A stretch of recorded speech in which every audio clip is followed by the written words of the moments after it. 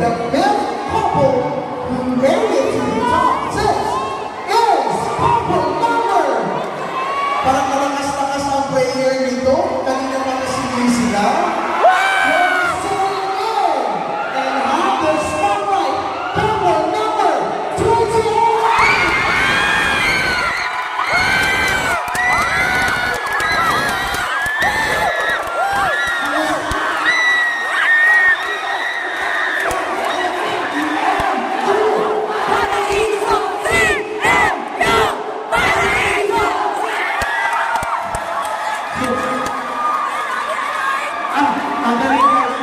This is our last dance for us.